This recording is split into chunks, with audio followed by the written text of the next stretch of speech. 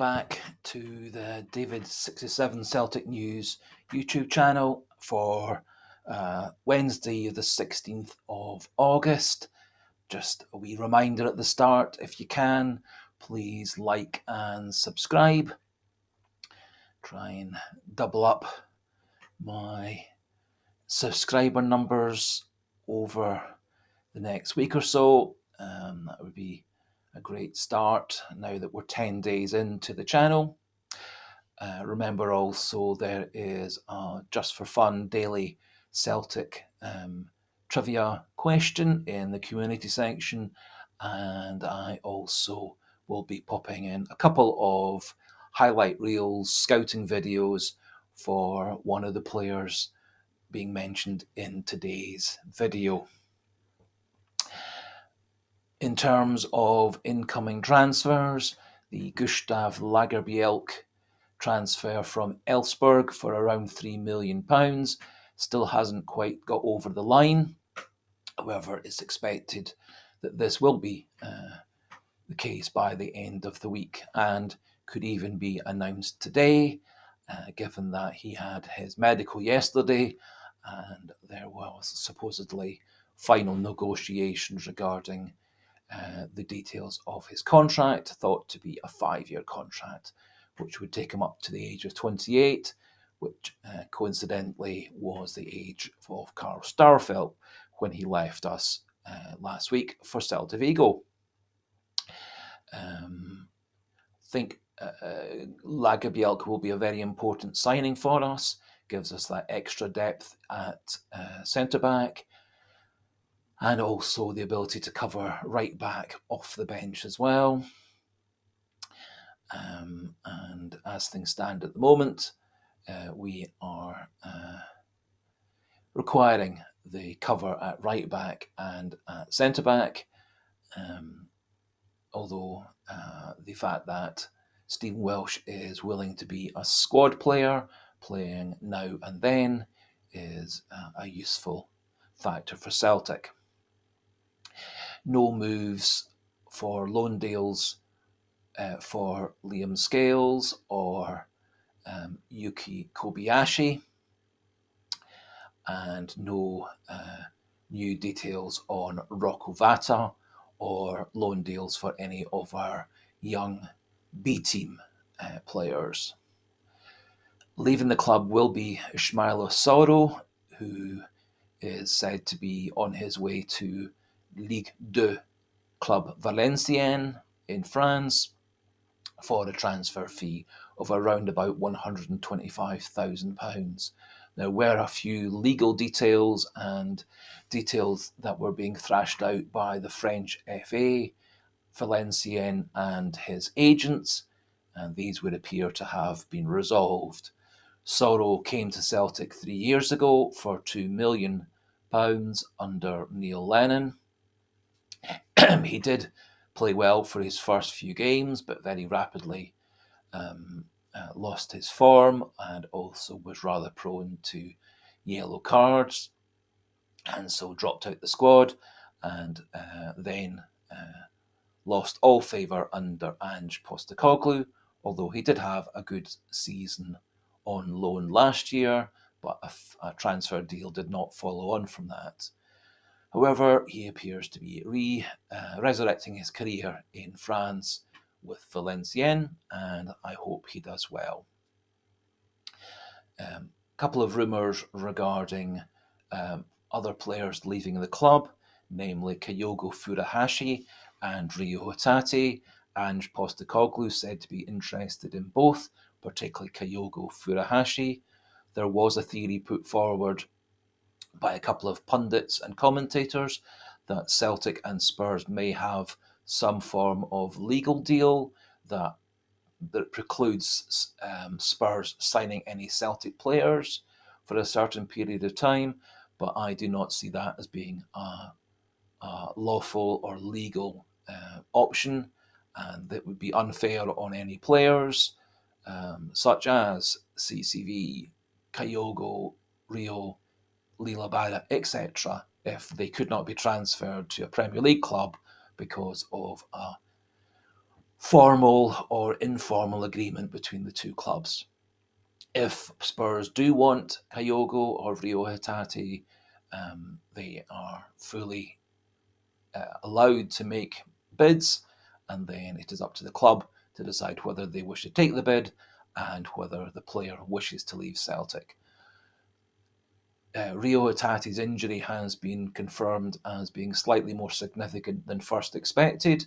His calf injury is expected to keep him out of the team and for 4 weeks, which of course would mean he will miss the Old Firm match at the start of September. No mention of Cameron Carter-Vickers' injury, although Brendan Rodgers often does a midweek press conference on a Wednesday to update on injuries, transfers, and other team matters, and so may well have a more definitive guide as to CCV's period out the team as of tomorrow.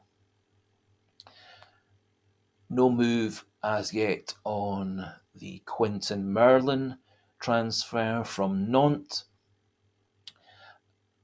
However, there has been generally on all the Celtic sites and YouTube channels a lot of enthusiasm for signing Merlin, and that the 7 million transfer fee would not be unreasonable for a player of this quality, even up to 10 million, which appears to be the ceiling at which Nantes have set his transfer range between 7 and 10 million.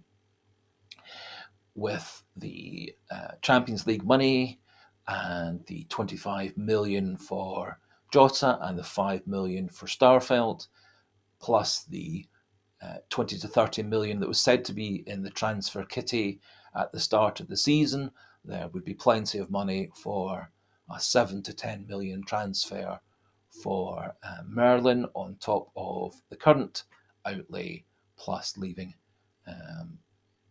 20 million or so at least for any further transfers in the last couple of weeks of the transfer window. I do hope that Celtic pursue the Merlin transfer, as he is a very significant upgrade on Craig Taylor, and is very reminiscent for me, having watched a lot of scouting and video highlights of his last couple of years in the top league in France, that he is very reminiscent for me of Andy Robertson at Liverpool, and Kieran Tierney, the ex-Celtic player who seems to be at Arsenal, although he may be at Newcastle. But certainly Scotland is very well blessed for left backs, and Merlin for me is up there with both Robertson and Tierney, with the capacity to improve a little more year by year over the next 2 or 3 years, given that he's only 21 years old. Another name being mentioned with being linked to Celtic, and according to Fabrizio Romano, this appears to be a deal that's liable to be going through in the near future, is a transfer of Ryan Fraser from Newcastle to Celtic. He has very much fallen out of favour at Newcastle, has hardly played in the 3 years since he signed for them from Bournemouth, and has been out of the Newcastle squad for now 10 months, does not have a squad number at Newcastle, and is training with the development squad. It's very clear that Newcastle want to get rid of him, get rid of his excessive wage bill demands, which are between £40,000 and £60,000 a week, depending on which source is to be believed. And so if he was to come to Celtic, he would need to drop his wages into the 10 to 28 range. Otherwise, he would be being paid far more than any of our real stars who have earned the higher wages, such as McGregor and CCV. The transfer fee is not thought to be significant to secure Ryan Fraser's services from Newcastle. For me, the only way the deal would be viable would be if, in essence, he was given a free transfer to leave Newcastle for nothing, which would then allow Celtic a little more leeway in accommodating his wage demands. My hope is that he, in fact, goes to a lower Premier League side or one of the promotion-chasing Championship sides, such as Southampton or Leeds, etc. I don't feel he really fits into what Celtic requires. But if his transfer was to go through, of course, I would support the choice and support him as fully as I can. But like a lot of the Celtic fans, a lot of the various different Celtic internet sites, there is not a lot of enthusiasm for Fraser coming to Celtic.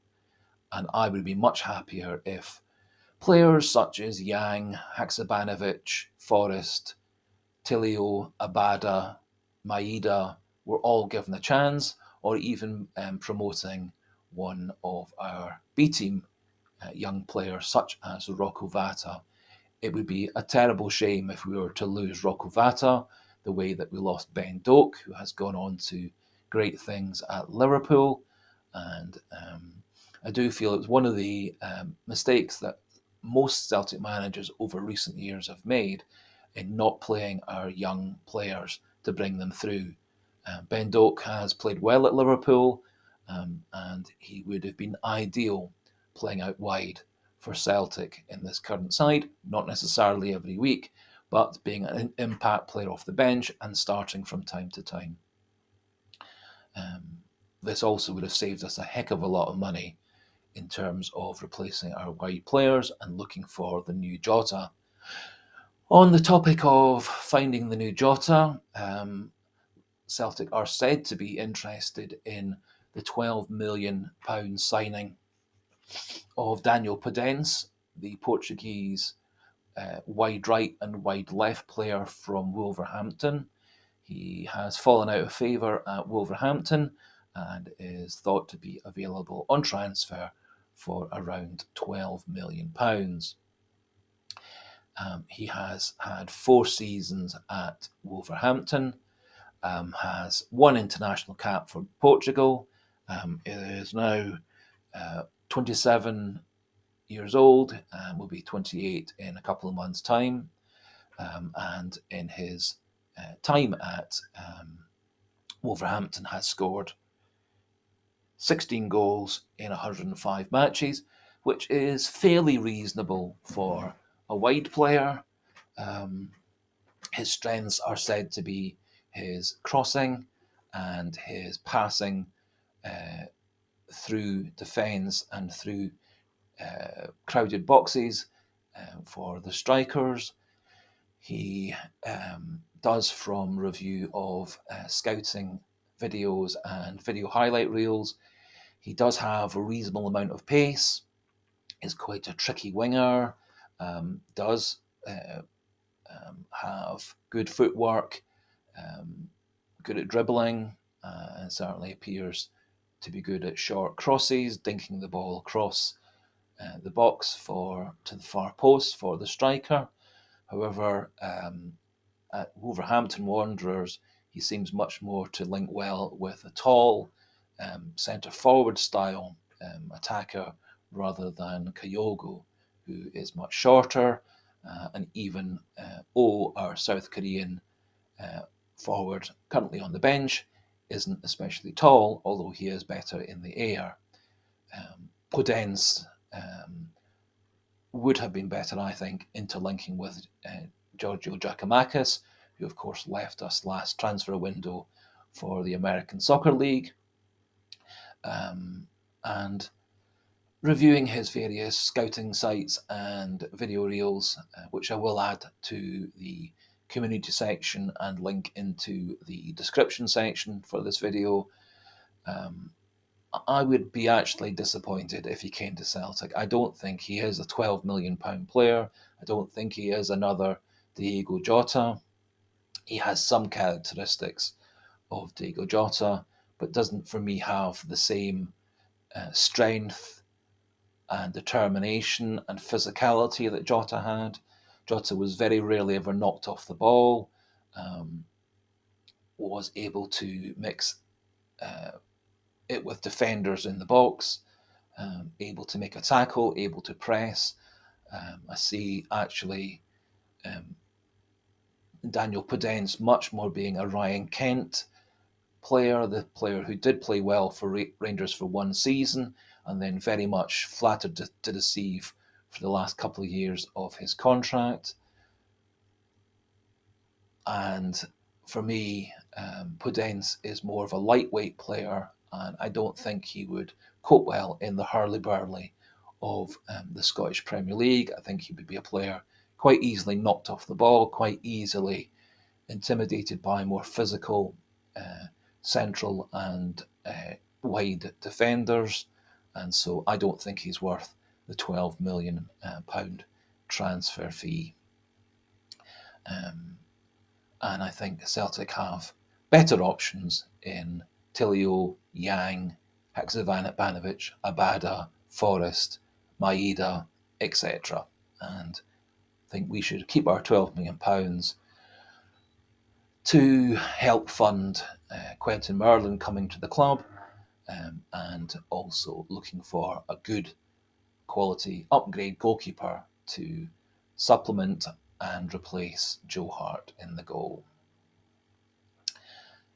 So hoping over the next couple of days that we get the Gustav Lagerbielke deal over the line, hoping also that the transfer rumours regarding Rio Hatate and Kyogo disappear, and hope also that other clubs decide they would go for Ryan Fraser and Daniel Podence. I do not feel either are players that we need at the moment. So just to finish off, remember, please like and subscribe. Do have a wee look at the quiz question in the community section of the channel. And as I said earlier, I will pop a link to a couple of highlight reels and scouting reels for Daniel Podence, both into the description of the video and also the community section. Thank you for listening and watching today, and speak to you again tomorrow.